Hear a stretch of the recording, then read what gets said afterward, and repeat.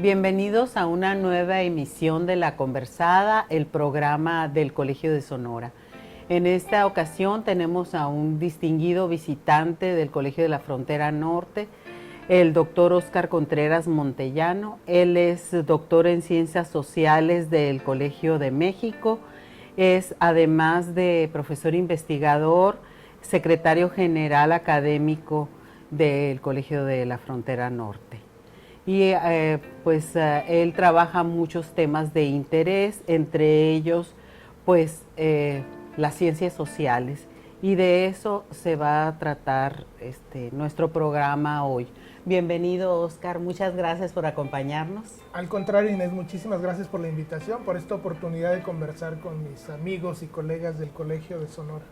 Tú has estado a cargo de Comexo, ¿verdad? Estuve en la Secretaría General de Comexo por un poco más de 4 años, así es. Y también tienes publicaciones sobre la situación de las ciencias sociales en México.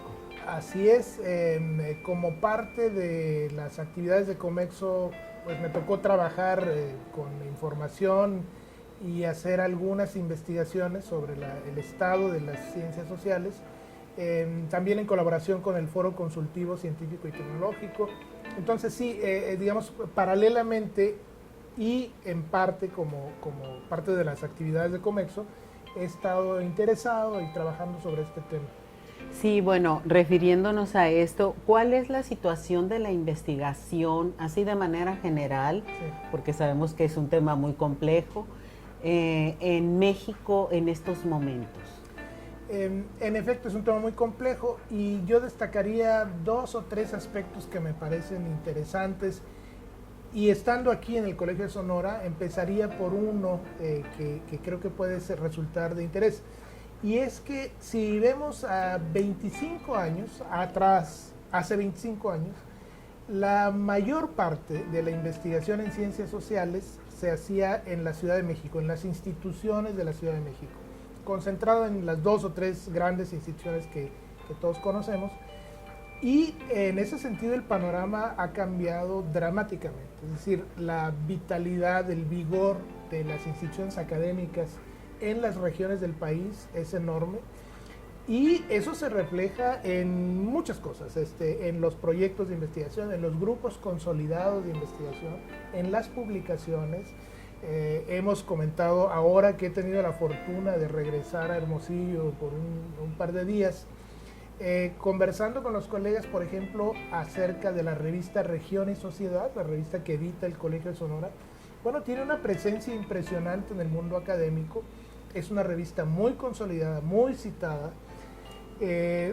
Eso no existía hace 25 años, es decir, una publicación de esa calidad, un posgrado como los que tiene el Colegio de Sonora, esto simplemente era una fantasía hace 25 o 30 años. En ese sentido, entonces hay un cambio radical muy importante, la presencia de las instituciones regionales en el panorama, digamos, en las capacidades institucionales y humanas de investigación en ciencias sociales. Entonces, digamos que por mencionar uno de los cambios importantes.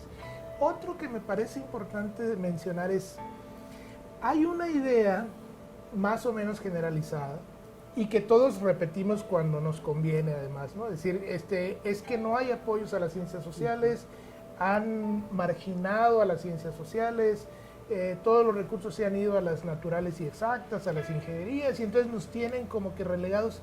Bueno, curiosamente, uno de los resultados que encontramos en el último estudio que me tocó conducir en Comexo sobre esto, es un panorama distinto. Es decir, en resumen, la idea es, las ciencias sociales en los últimos años, 20, 25 años, tienen una presencia muy importante en la generación de conocimiento especializado que ha sido utilizado directamente para el desarrollo de políticas públicas, de programas gubernamentales. Es decir, la intervención directa de las ciencias sociales en los asuntos de gobierno es muy fuerte a nivel nacional y en algunas regiones, no en todas.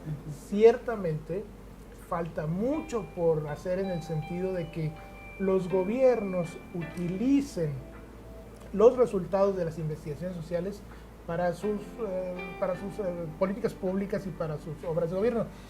Falta muchísimo, pero el avance también es muy importante y hay que destacarlo. Es decir, no hay tal marginación. Faltan recursos, por supuesto que faltan. Es decir, los recursos que fluyen hacia la investigación en general, hacia la investigación científica, y en particular la de ciencias sociales, es poca. Pero la presencia que han adquirido merece destacarse y quizá cambiar un poco esa narrativa de que no nos toman en cuenta, ¿no? La evidencia es que sí están siendo tomados en cuenta de manera creciente. Yo destacaría esos dos elementos, Inés. Bueno, pues y en cuanto hacia el panorama de las ciencias sociales, ¿cuáles áreas consideras que han avanzado más en estos 25 años y cuáles se han quedado rezagadas según tus estudios? Bueno, sí, hay varias maneras de enfocar esta pregunta. Una de ellas sería, por ejemplo, las disciplinas, pero para no hacerlo tan complicado y quizá para poder ejemplificar con más claridad, mencionaría, por ejemplo, algunos temas. Dos o tres temas que han sido muy importantes en el sentido de la consolidación, el desarrollo el conocimiento, la generación de investigación rigurosa, de calidad en México. Los estudios sobre la pobreza.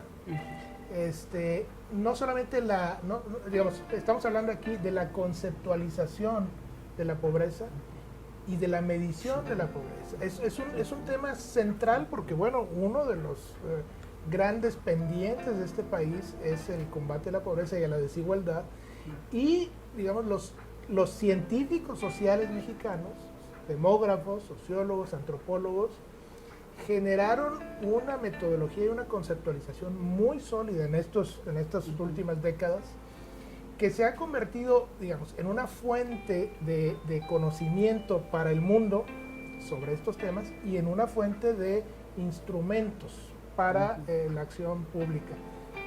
Prácticamente todos los programas de combate a la pobreza de los últimos 3 sexenios provienen de los estudios generados por académicos de las ciencias sociales.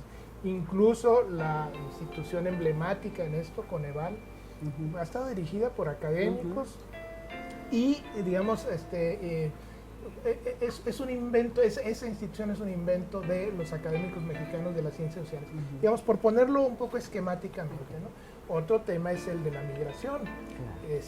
Los estudios sobre migración en México, digamos, en ciencias sociales, yo creo que es una de las áreas pioneras, ¿no?, de intervención en los asuntos públicos y a la vez de generación de conocimiento disciplinario, de conocimiento científico social que se convierte en elementos para la toma de decisiones públicas.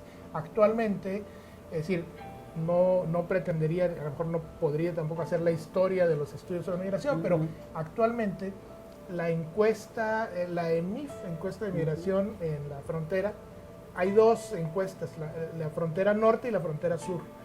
Es una coalición ahí de instituciones liderada por el Colegio de la Frontera Norte, pero son dos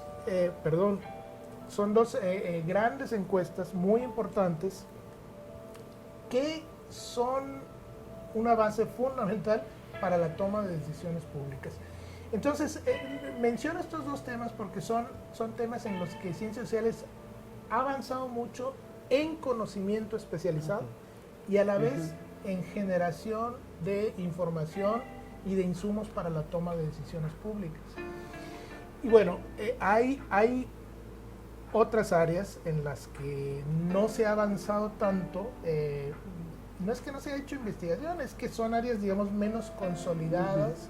Y ya que estoy hablando de estos temas así como nodales, el tema de 2 temas también, para ejemplificar, el tema de violencias, como dicen ahora los académicos. Hay investigación, hay bastante investigación, pero digamos que es un área en la que se ha podido incidir menos, tanto en la conceptualización, que no está tan desarrollada, digamos, el conocimiento no está tan consolidado, y como en el terreno de la intervención. Digamos, no se comparan, son áreas un poco más rezagadas. Y ahora el tema, digamos, de consumo energético, cambio climático, que también son temas fundamentales para la sociedad de hoy. Bueno, hay grupos de trabajo muy importantes, hay avances muy importantes, pero no se ha logrado aún la consolidación que en las otras dos. Entonces, y así podríamos referirnos a, digamos, varias decenas de temas distintos en los que hay avances muy heterogéneos. Algunas áreas mucho más consolidadas, otras menos. Y lo mismo si lo llevamos al terreno de las regiones y de las instituciones. Hay grupos de trabajo e instituciones que han avanzado enormemente y que son referencia internacional, no solamente en México, son referencia internacional por sus estudios.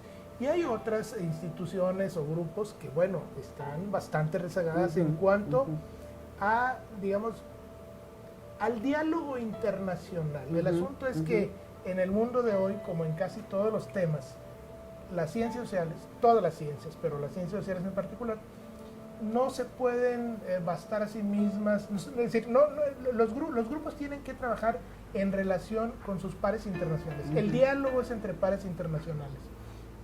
Y entonces tenemos grupos muy metidos en ese diálogo con la academia internacional y otros que desafortunadamente todavía no entran a esa dinámica de no estar platicando entre ellos y publicando localmente, sino en diálogo con la academia internacional. Ese es un desafío muy fuerte porque además esa participación en esa conversación global es lo que nos da las mejores herramientas para ser eficaces, eficientes en nuestras responsabilidades sociales también. ¿Cómo podemos incidir mejor en nuestra realidad inmediata, en nuestras regiones? Pues conociendo lo mejor que se hace en el mundo, en nuestras respectivas disciplinas. Ese sería un poco mi balance. Okay. En relación a este tema que me parece muy interesante, en los últimos meses con este nuevo gobierno ha habido pues mucha preocupación de los investigadores, tanto de las ciencias sociales como de otras, en relación a este diálogo, a este diálogo global, pero también en relación a los apoyos y a las modificaciones a la ley de ciencia y tecnología. ¿Cómo ves el panorama en cuanto al avance de las ciencias sociales y en general de las ciencias con la 4T?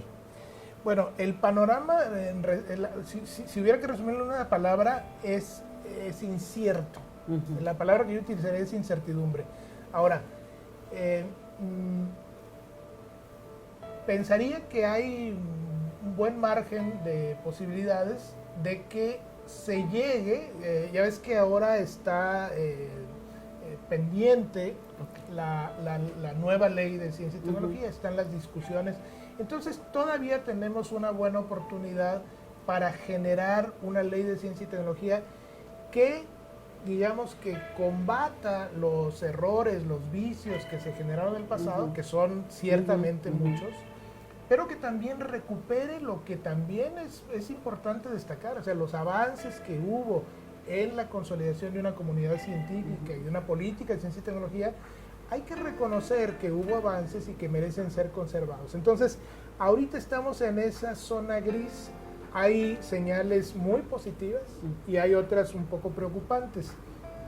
Creo que estamos en el momento adecuado para que las comunidades académicas y en nuestros diálogos con el sector público y con los organismos, en particular con CONACYT, organismos reguladores de la política científica y tecnológica, podamos, digamos, incorporar nuestra visión del asunto, la visión de los académicos y las académicas, porque las críticas son compartidas. La cuestión del uso de los recursos, el uso eficiente de los recursos, la vocación social, la vocación de resolución de problemas nacionales, creo que la compartimos muchísimos de los académicos y académicas que estamos ahora trabajando en las instituciones.